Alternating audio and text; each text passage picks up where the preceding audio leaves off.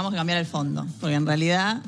Poneme vos, Marquitos, vos que estás en tu mejor día hoy. Inspirate. Poné algo para arriba. Algo muy up. Sí, más esperanzador.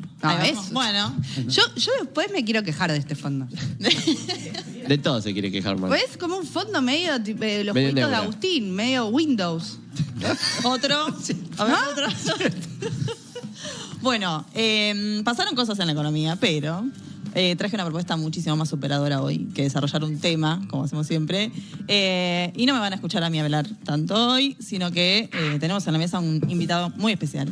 Que para mí tiene valiosísimo sentido que esté acá por varios motivos, además de que porque es un referente, en mi caso particular, porque yo creo que es una de las figuras del arco político o del espacio político de hoy que sintetiza de alguna manera dos cualidades o condensa dos sectores que son muy relevantes para la discusión actual, que es por un lado obviamente la organización de los trabajadores y por otro lado la política, ¿no es cierto? Acá en el chat ya lo están Ya pidiendo. sabemos quién es, bueno, lo presentamos, está con nosotros Sergio Palazzo.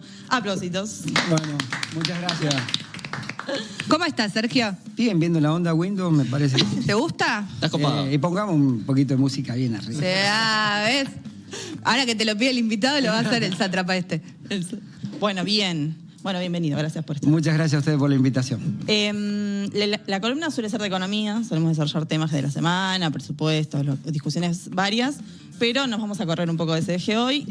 Primera pregunta obligada igual es si Sergio Palazzo la ve o no la ve, ¿no? Si este modelo económico se sostiene o no. Opiniones. Está claro que el modelo económico se sostiene para una pequeña minoría que ha sido la histórica clase reaccionaria de la Argentina que obtiene sus beneficios hoy. Quizá lo que nosotros tendríamos que replantearnos y discutir es por qué cuando accedemos al poder político no tenemos las mismas conductas que tienen ellos. Ellos asumieron y conforme su ideología y sus mandantes cumplieron a rajatabla lo que venían a hacer. Quitarle derecho a los trabajadores, bajar el nivel de ingresos, que mejora la tasa de rentabilidad de los sectores más reaccionarios y concentrados de la economía. Vinieron a blanquear la plata que durante años escondieron y que es la que le falta a los hospitales, a las escuelas, a los jubilados. Y no tuvieron ningún problema en hacerlo pagando todos los costos políticos y si había reacción, represión. Nosotros, que no tenemos la visión de la represión, pero sí creo que más allá de la justificación de pandemia mediante, guerra Ucrania-Rusia que subió los commodities mediante, que la sequía que nos quitó posibilidad de tener dólares mediante, no tuvimos la misma decisión política de ir por el respaldo de quienes nos habían votado y a quienes habíamos comprometido un ideario no distinto, pero sí mucho mejor del que fue. Y creo que este modelo, bajo estas condiciones, para muy pocos se sostiene en muy poco tiempo. El problema es el daño social que hace desde el punto de vista de las leyes que se cambian y también desde el punto de vista de la acumulación de la riqueza. Un dato significativo, la pérdida del poder de ingreso de los argentinos hoy y lo que ha perdido el sistema de la seguridad social por esa pérdida de ingreso ya alcanza casi los 17 billones de pesos que salieron del bolsillo del laburante y de las arcas del Estado que no percibió y pasan a engrosar el capital. Sergio, te hago una consulta. ¿Vos crees que había un consenso, ¿no? Cuando ganó Milei las elecciones, de que había que implementar un ajuste y si había una parte de ese ajuste que lo tenían que pagar los trabajadores o realmente, digo, no sé, la gente que fue a votar pensó que ese ajuste lo iba a pagar la política? Yo creo que la gente que fue a votar primero fue con desencanto a votar, fue con bronca. Él logró sintetizar esa bronca en un discurso sumamente agresivo contra la clase política, dirigencial de todo tipo, porque no es solo la clase política. Y a partir de ahí logró consolidar la grieta del lado de él, pero pensando en que la grieta no se resuelve por el consenso de ideas o la tolerancia de interpretar al otro distinto, sino por la eliminación del otro. Tal cual. La grieta que él propone saldar es eliminando el otro lado de la grieta, lo cual es muy peligroso. Eso fue, me parece, el condimento con el que fue a votar la gente. Ahora, de ahí en más, creo que encandilado por propuestas de el ajuste lo paga la casta, supongo que muchos de los que lo fueron a votar no pensaron en un ajuste que le iba a recaer directamente sobre el bolsillo. Uno puede decir, fueron ingenuos. No sé, a veces cuando vos estás enojado Y cuando te va mal y cuando querés que te vaya mejor, que es una cuestión aspiracional, todos queremos que nos vaya mejor y alguien te propone un vergel delante, terminás yendo detrás de ese vergel prometido. No creo que los que lo hayan votado en su mayoría hayan pensado que el ajuste tenía que ser tan brutal como está siendo sobre particularmente los sectores que menos tienen. Vos antes hablabas, Sergio, me pareció muy interesante, porque lo hemos discutido muchas veces con compañeros, esto de que el peronismo hoy tiene miedo de pagar costos, tiene miedo de hacer las cosas que cree que hay que hacer para conseguir los objetivos que quiere conseguir, básicamente. También me parece que no termina de quedar claro, no terminan ellos de tener claro, digo, la clase dirigente muchas veces parece, no hay un proyecto económico para decir, bueno, nosotros queremos hacer esto, entonces tenemos que pagar tal y tal costo. Ni siquiera están identificados, o es la sensación que me llega a mí, cuáles serían los objetivos o cuál sería la forma de llegar a esos objetivos. ¿Vos coincidís con eso? ¿Qué ves vos porque vos estás mucho más cerca que nosotros?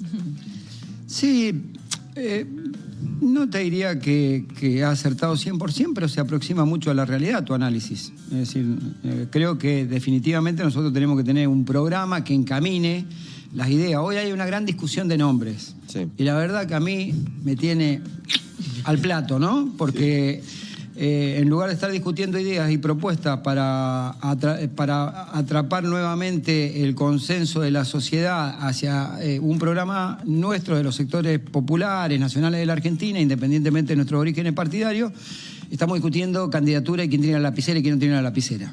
Cosas que son importantes, sí, claro, los candidatos son importantes, pero es más fácil ser candidato o elegir los candidatos a partir de que vos tengas un programa.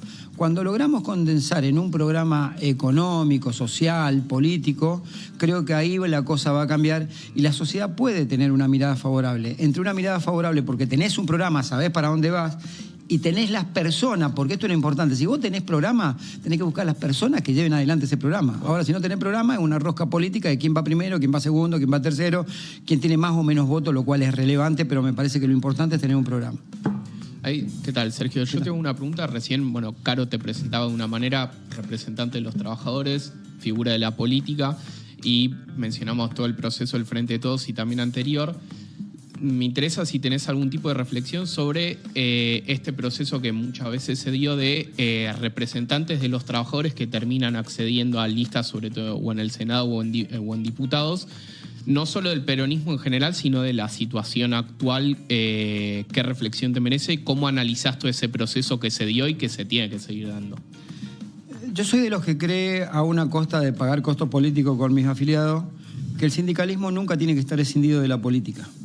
Porque cuando vos discutís en una organización sindical una paritaria, un aumento salarial, estás discutiendo a veces lo que el poder político no se anima, no sabe o no puede discutir, que es la distribución del ingreso. Claro. Que nosotros le saquemos al sector empresario un punto más o un punto menos, significa, si es un punto menos, mayor acumulación de capital, y si es un punto más, significa mejor distribución.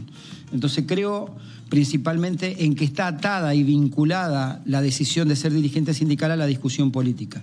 Y no entiendo tampoco ni a mi organización que me toca representar, ni a ninguna organización escindida de lo que pasa en el contexto. Porque que nos vaya bien a los bancarios y al resto de la sociedad le vaya mal es cuestión de tiempo, de que le vaya mal a todos, incluidos nosotros. Quizás seremos el último eslabón de la cadena en que le vaya mal, a lo mejor, o el penúltimo, pero nos va a terminar yendo mal inexorablemente.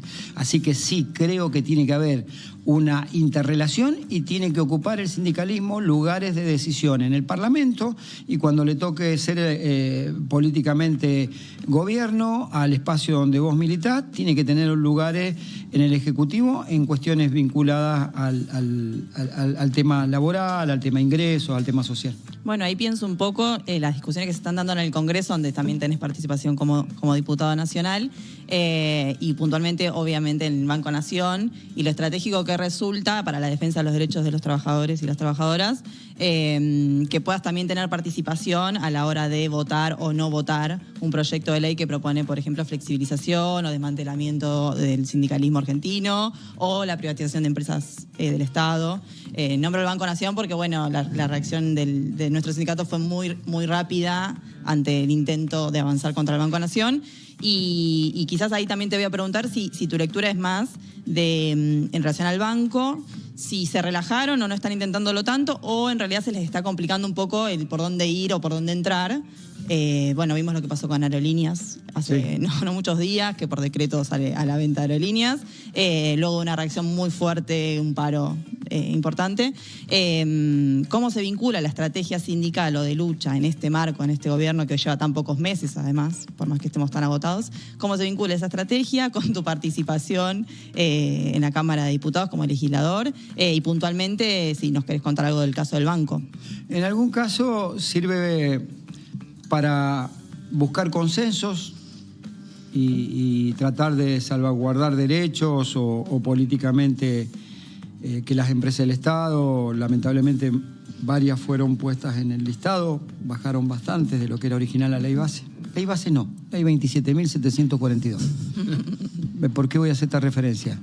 Porque si no, tengo que aceptar que se llama ley base para la libertad de los argentinos. Yo he sido siempre libre, salvo en procesos militares. Entonces empecemos a llamar las cosas por su nombre, no, nada de ley base. De banco. En otras, para convencer con argumentos, y en otras para dar la discusión política y poner en evidencia lo que significa lo que están haciendo. Creo que esta es una tarea que uno lleva adelante ahí. Con respecto al Banco Nación, puntualmente está claro que el gran laburo militante de todas nuestras compañeras y compañeros bancarios, con un gran apoyo de la sociedad, logró instalar que el banco no tenía que ser privatizado. Y se juntaron 1 millón de firmas en tiempo récord, que fueron llevadas al Congreso, y esa empresa, Banco Nación, y sus empresas vinculadas salieron del proceso de privatización. No obstante, no tanto el decreto, pero sí la ley 27.742 que se vota, la mal denominada ley bases, establece en 2 de sus artículos, en uno la posibilidad de transformación jurídica de los entes y en otro de las sociedades del Estado, con lo cual la dejan comprendida dentro de lo que el Estado podría avanzar en transformar en sociedad anónima o en su transformación jurídica.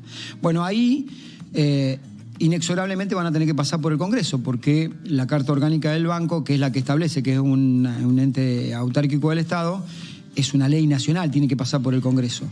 No obstante ellos, claro que dan pasos hacia la privatización y tenemos que estar muy atentos. Por ejemplo, el banco acaba de resolver ahora cerrar una cantidad de sucursales en la provincia de La Pampa porque el gobierno de La Pampa subió impuestos. Justo estaban preguntando por eso en el chat. Ahí vamos con eso.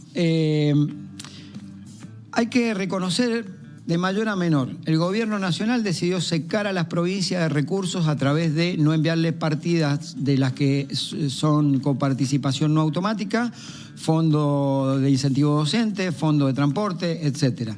Caída de recaudación y de ingresos de las provincias. Las provincias, ¿qué hacen? Para elevar su nivel de ingreso, equipararlo, empiezan a generar impuestos, ¿no? Claro. O alguna carga impositiva. En este caso, la provincia de La Pampa decidió ir por un lado por el juego y por otro lado por los bancos. Y subió una tasa de ingresos brutos de 7% según el banco, 9% según el gobierno, al 15,5% casi. Tiene un impacto fuerte, digamos. El banco, ¿cuál fue la reacción? Es un impuesto temporario, hay que decirlo, hasta el mes de diciembre. La reacción del banco primero fue, sacamos la gerencia zonal. Y después cierro una cantidad de sucursales que están ahí, que las han anunciado.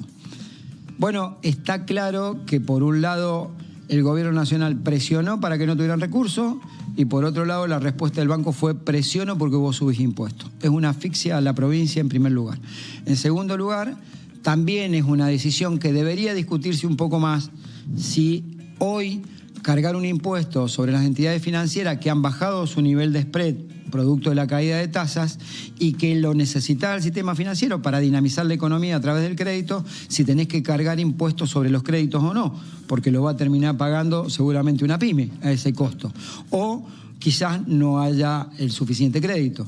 Lo que hace el banco está absolutamente mal, lo hemos rechazado, lo repudiamos y lo hemos denunciado ante el Ministerio de Trabajo, que es, no vamos a permitir que ellos avancen con un proceso de cierre de sucursales por falta de rentabilidad porque es un banco público. Porque ellos dicen, bueno, no es rentable, las sucursales las cerramos.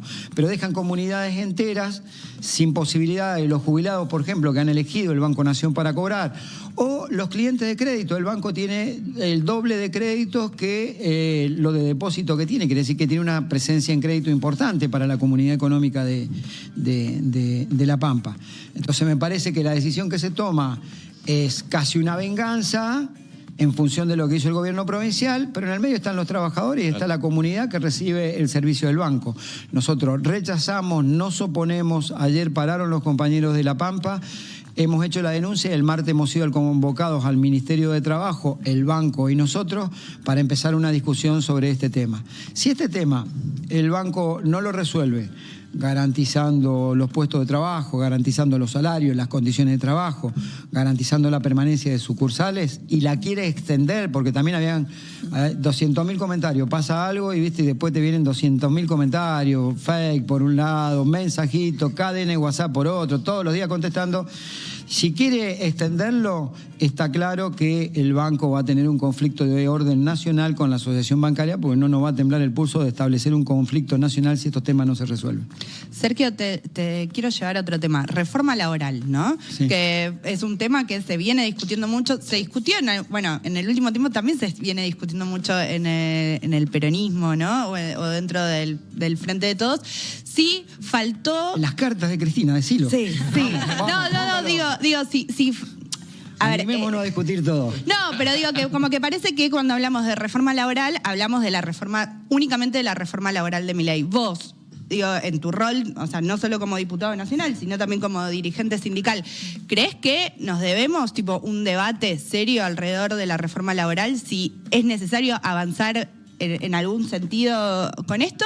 O vos me decís, reforma laboral, hoy es imposible discutirla si no adoptamos la agenda de Milei, entonces no puede ser parte de la discusión pública. Bueno, acá viene la segunda discusión sobre las palabras. Sí.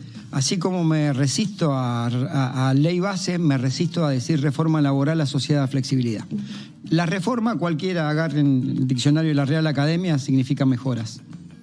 Y acá no hay un solo artículo de la reforma laboral propuesta por ellos, mal llamada reforma porque es un proceso de precarización, flexibilización del trabajo. No hay un solo artículo que favorezca, entonces no es reforma. Es flexibilidad, es tercerizaciones, es precarización y es llevar a los trabajadores a situación de indignidad laboral. Ahora bien, creo que la famosa posición de Cristina que molestó y demás, creo que a veces quienes se molestaron la interpretaron mal porque interpretaron que Cristina estaba planteando la representatividad de los dirigentes sindicales o de las organizaciones. No está planteando la representatividad de un sector que existe. Muchos lo denunciábamos con anterioridad y otros bastantes se enteraron con la pandemia que había 11 millones de trabajadores que fueron a pedir el IFE porque eran trabajadores en situación de informalidad que tiene distintas características. Claro. Las aplicaciones por un lado, los nuevos trabajos, teletrabajo, home office, yo voy a hacer este distingo.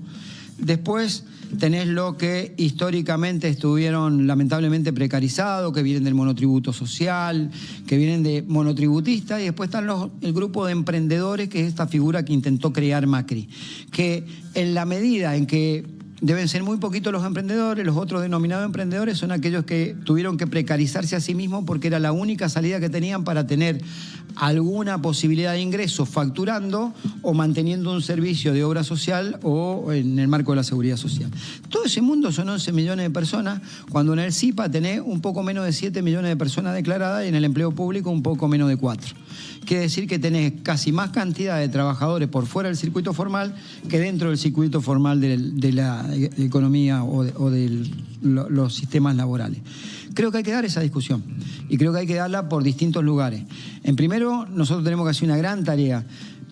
Los compañeros, compañeras, laburantes de las plataformas muchas veces ven al trabajador con derecho como su enemigo porque interpretan que, por un lado, se sienten libres de que yo tengo o no tengo el laburo en función de que me llaman, y eso no es mucha libertad, digo, porque a veces son 14 horas de laburo y de pedalear y poniendo el cuerpo 14 horas, y eso es muy cruento.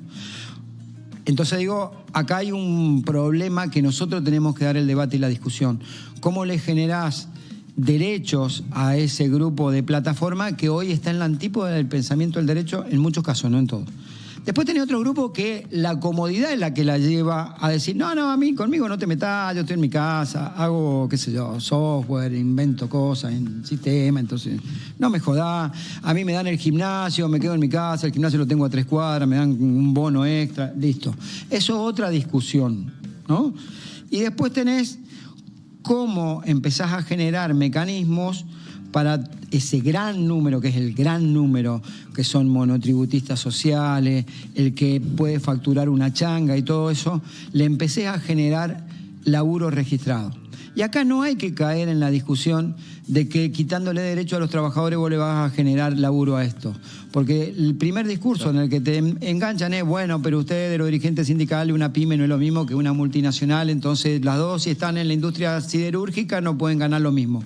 Sí, el trabajo es el mismo, son trabajadores iguales. Lo que tenés que tener es mayor presencia del Estado en políticas que tengan que ver con facilitar la comercialización de los productos para exportarlo, para hacer lo que tengas que hacer, o la mayor dinamización del consumo interno para que los ciudadanos puedan comprar esos productos. Entonces me parece que ahí tiene que haber una mayor intervención del Estado. Son cosas que hay que discutirlo, y lo otro que hay que discutir, sin duda, el impacto tecnológico, algoritmo, inteligencia artificial, tecnología y la acumulación de datos, que el proceso nuevo y particularmente se disparó muchísimo en la pandemia, tiene en la Argentina y en el mundo. Y eso hay que discutirlo inexorablemente, porque tendrían que haber códigos éticos de utilización de algoritmos para que no haya parcialidad en quien diseñe un algoritmo para que algún laburante de las aplicaciones tenga más o menos trabajo que otro a partir de eso, ¿no? Ahí, Sergio, recién lo mencionabas un poco, bueno, tecnologías, plataformas, demás. Hay algo que se viene discutiendo hace bastante tiempo, y en particular porque pareciera uno de los voceros que tiene el gobierno de Javier Milei, que es Galperín. Y la disputa alrededor que tienen los bancos y al mismo tiempo los trabajadores por Mercado Libre, Mercado Pago y todas las... Y la fintech. La fintech que ha generado. ¿Cómo está eso hoy y a qué va? Qué temazo, me encantó. Hemos presentado en el Congreso, junto con Carlos Cisnero, que es mi compañero de bancaria, que estamos en el Congreso de la Nación, él es diputado nacional por Tucumán, junto con Miguel Pichetto y junto con Juan Bruje de Córdoba, más Julia Estrada, hemos presentado un proyecto para regular los proveedores de servicios de pago y transferencia, que son fintech y billeteras virtuales. ¿Qué interpretación hacemos del hecho?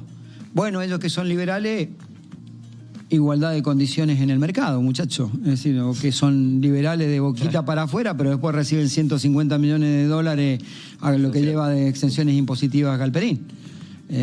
Tenemos problemas en jubilación y todo el mundo habla, pero vayan a preguntarse cuánto le eximieron de pagar de cargas sociales por la industria del conocimiento a Mercado Libre, ¿no? Entonces creo que hay que poner en un pie de igualdad la competencia entre los sistemas financieros o en el ecosistema financiero, digo.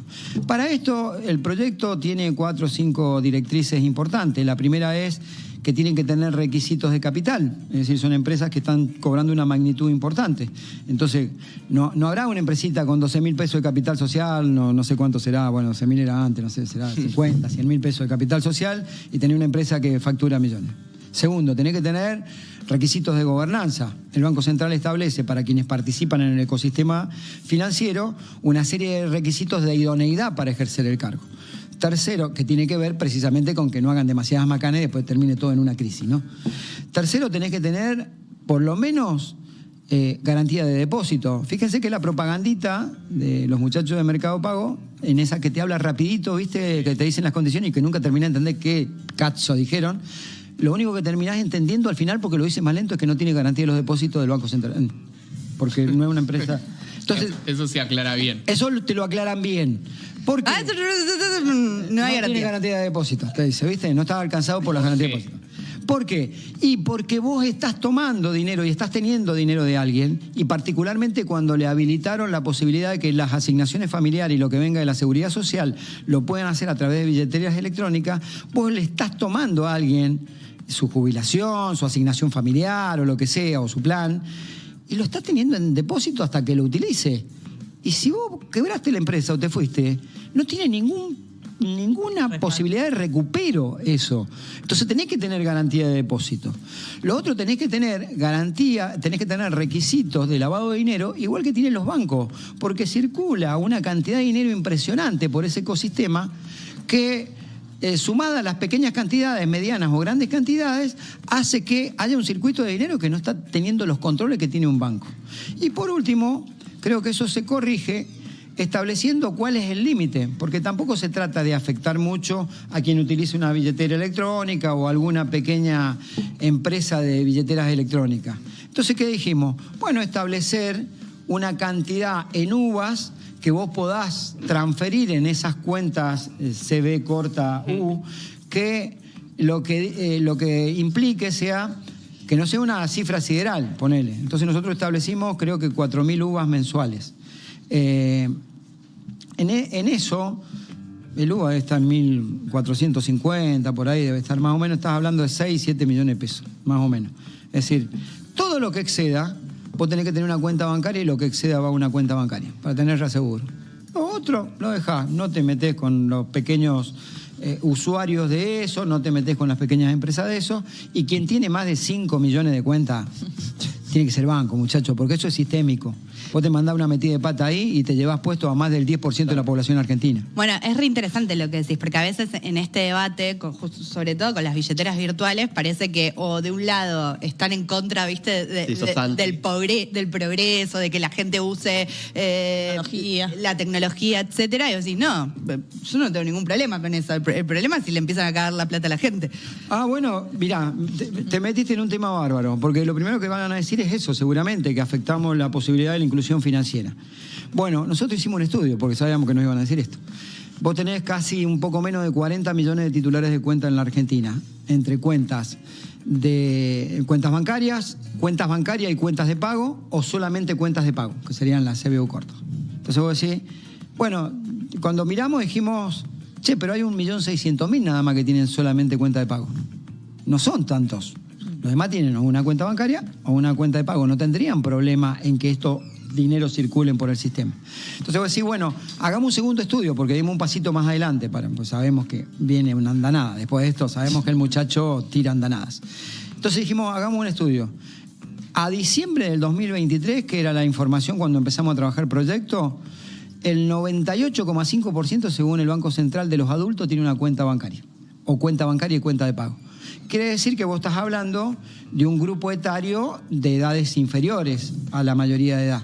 Entonces no es que está circulando en ese sectorcito chiquito una gran cantidad de dinero, por eso establecemos el límite de los UVA.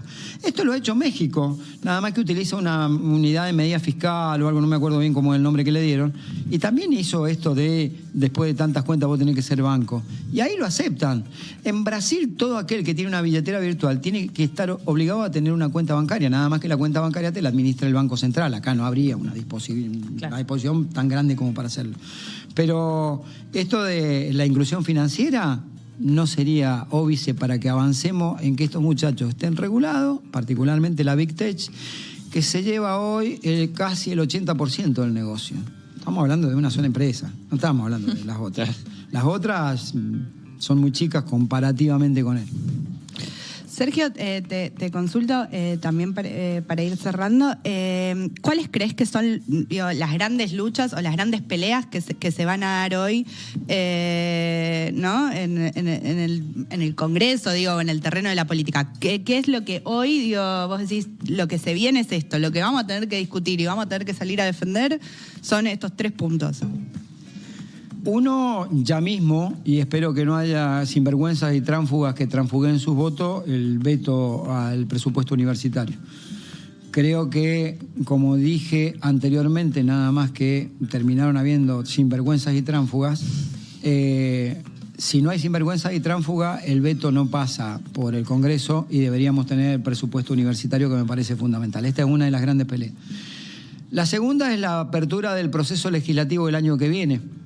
Va a ser un año electoral y creo que conforme la plataforma política de los partidos, todos tendríamos que estar en una discusión superadora de lo que ha significado el ajuste de Milei. Y en ese interregno me parece que van a haber alianzas circunstanciales para victorias o derrotas circunstanciales por la fragmentación del Congreso. Y un día estaremos 2, 3 bloques juntos peleando por algo y otro día estaremos quizá enfrentados o ganando o perdiendo votaciones. Y después del proceso electoral, ojalá la Argentina recobre normalidad, porque de todas las derechas que andan por el mundo, a nosotros nos tocó la de más dislate mental. Y ahí voy a sumar una última pregunta, ya para cerrar, y a modo de reflexión también un poco, usando tu otro costado, no como diputada nacional, sino ya como dirigente sindical de referencia para el movimiento. ¿Cómo ves hacia adelante la organización del movimiento sindical y la estrategia del plan de lucha, los tiempos? Esta idea de si hay que armar una estrategia más integral o hay que ir abordando cada problemática, la velocidad de reacción, etcétera, etcétera. Yo creo que viene un tiempo de mucha confrontación social con el gobierno, más allá de la organicidad que le tiene que dar y la organización que le tiene que dar el movimiento obrero a eso. Porque las políticas de Milei, su impacto, ya están siendo muy cruentas. Ya no solo atacó a los que no tenían, sino a los que les quedaba un restito, ya vendieron sus dólares para pagar la luz, para pagar el gas. Y más aún con los propios anuncios que hace el gobierno. Bueno, el gobierno dice una cosa, se desdice, hay un funcionario que dice una cosa, otro que dice otra, qué sé yo. El triángulo de hierro dice más cosas. Pero si hay cortes de luz sumados a los problemas económicos y a los problemas sociales, creo que es un desgaste muy fuerte para el gobierno con la clase media que lo acompañó mayoritariamente para que sea presidente. Y esto va a ocasionar una diversidad de conflictos sociales que por un lado necesitan articulación y organización para que los conflictos sociales puedan llegar a buen puerto en una solución y que no haya desmadres de otro tipo de órdenes. Me parece que va a ser un momento de muchísima fricción social a partir de la situación económica, y creo que se necesita organización. Y en esa organización uno tiene que ser, más allá de tener principios duros y convicciones fuertes, tiene que ser contemplativo en el sentido de sumar cada vez más masa crítica. Y en eso creo que como dice el documento de la bancaria, nos va la vida. En el documento del último congreso, nos va la Argentina, nos va la vida en esta pelea.